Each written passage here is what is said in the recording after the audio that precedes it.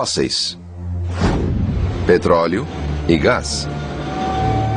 Todo ano, o homem minera quase 5 mil megatons de carvão, 30 bilhões de barris de petróleo e 3 mil bilhões de metros cúbicos de gás. Esse fértil período da história deu-nos muito da energia que usamos hoje.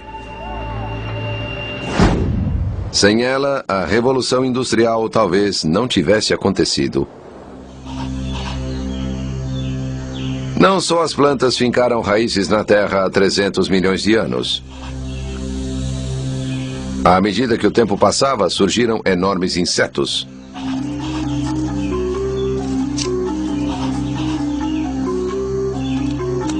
Os predadores anfíbios. E, finalmente, os primeiros répteis deixaram o mar para dar os primeiros passos nas praias e pântanos. A costa leste americana fervilhava de monstros.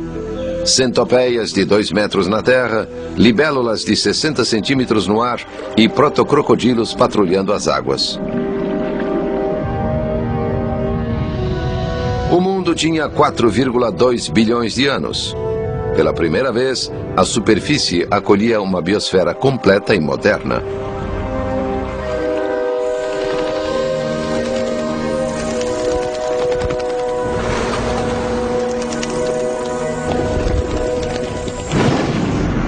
Mas essas novas formas de vida iriam conhecer o inferno na Terra. As forças da natureza testariam cruelmente a resistência das novas criaturas. Violentas erupções vulcânicas causariam a maior extinção em massa de toda a história do planeta.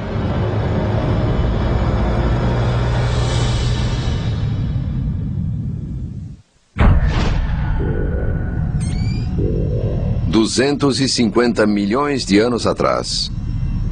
Durante milhões de anos, a vida na superfície da Terra enfrentara inúmeros desafios de sobrevivência. Mas nada igual ao que estava prestes a vir.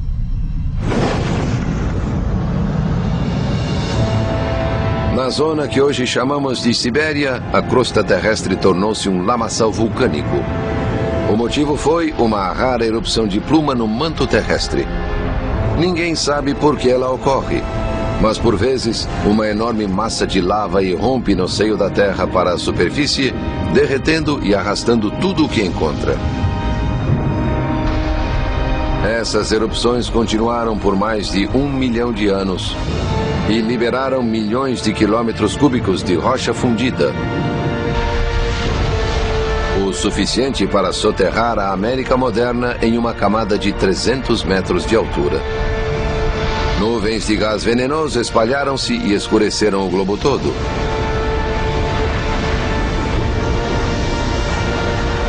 Foi demais para a maioria das espécies.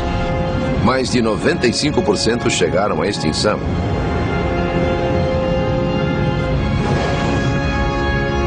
Foi o evento mais cataclísmico que o planeta conheceu.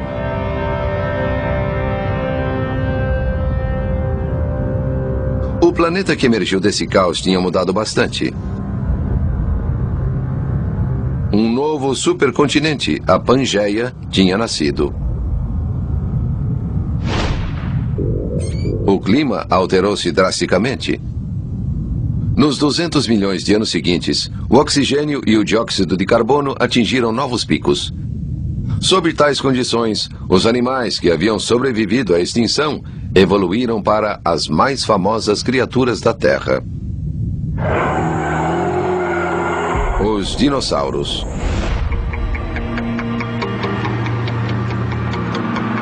Utah, Estados Unidos.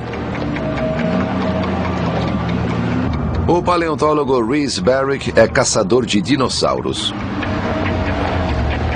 Neste esquecido canto do oeste americano, as rochas contêm muitos de seus ossos. Quase 1/3 da história da vida no planeta foi dominada por dinossauros. Isto é um planeta de dinossauros. Temos, do fundo deste penhasco, sedimentos de 150 milhões de anos. E no alto temos rochas de 125 milhões de anos.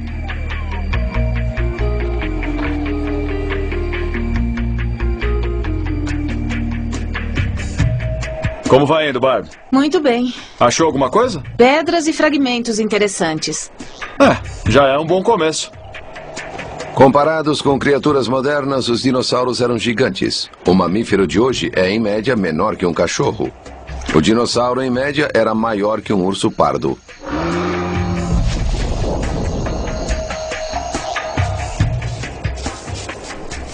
Marvin, puxa, excelente.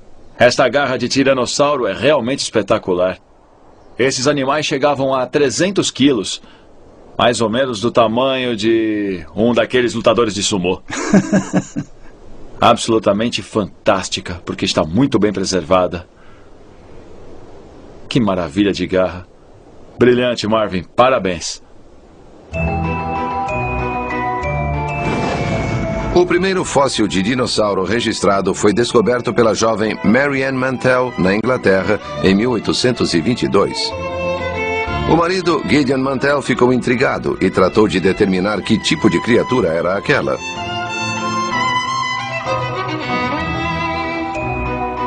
Ele nunca vira nada parecido.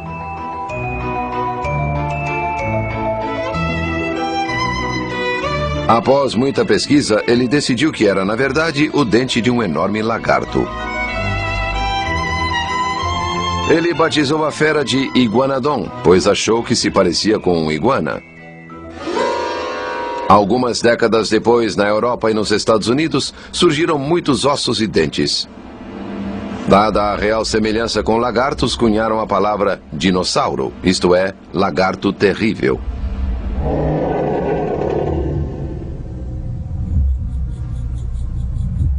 Mas muitos paleontólogos acreditam que uma das razões de os dinossauros serem tão grandes é que não tinham sangue frio como os lagartos de hoje. Tinham sangue quente. Isso lhes dava a vantagem dos lagartos de sangue frio e dos mamíferos de sangue quente. Os dinossauros eram ativos e sabiam achar comida o ano todo. E usavam grande quantidade dela para crescer em oposição aos que tinham sangue quente. Outra razão para seu tamanho pode ser o ambiente abafado e rico de oxigênio que dominou a era dos dinossauros. Um ambiente comandado pelo vulcanismo.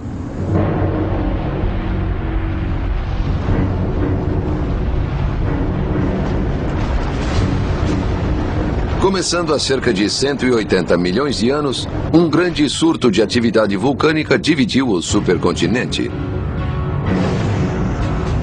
Os fragmentos continentais iniciaram a longa jornada até ocupar a posição que ocupam hoje.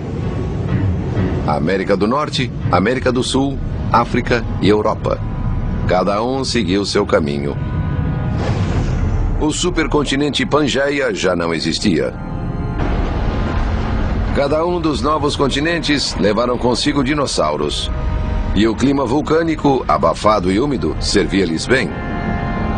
Mas o aquecimento global foi crescendo. Os níveis de CO2 aumentaram mais de 500% e a temperatura disparou. A Terra era uma imensa estufa. Enormes florestas tropicais espalharam-se pelos continentes. A crescente quantidade de trópicos significava a existência de muita vegetação. Havia comida bastante para os dinossauros. Assim, eles não só se especializaram em vários tipos de vegetais, como também ficaram extremamente grandes.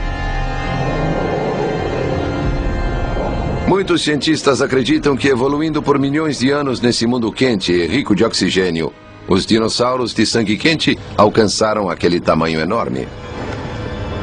Então, os dinossauros teriam sido a resposta biológica a um planeta de superatividade vulcânica. Mas o tamanho não os salvaria do que estava por vir. Seu tempo na Terra terminaria com uma repentina e insustentável devastação.